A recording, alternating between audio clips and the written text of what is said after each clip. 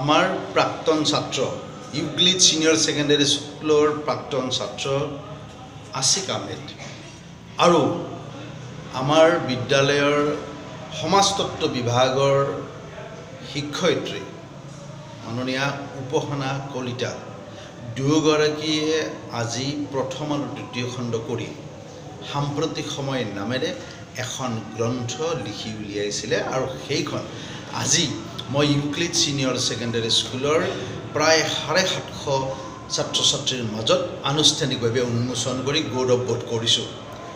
মই আছিক আহমেদ আৰু উপসনা মেমক বহুত ধন্যবাদ জনাইছোঁ।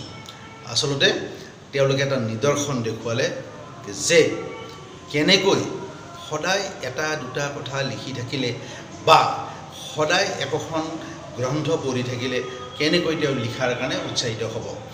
আৰু মই নিজেই প্ৰত্যেকখন গ্ৰন্থ উন্মোচন অনুষ্ঠানলৈ গৈ মই প্ৰথম উন্মোচনী গ্ৰন্থখনেই মই কিনি পেলাই মই ৰাইজলৈ এটা আবেদনো জনাওঁ যে আহক গ্ৰন্থখন আপুনি কিনক আৰু তেতিয়াহে যিগৰাকীয়ে গ্ৰন্থখন লিখে তেওঁ উৎসাহিত হ'ব। পুনৰবাৰ মই দুজনলৈ বহুত ধন্যবাদ জনাইছোঁ।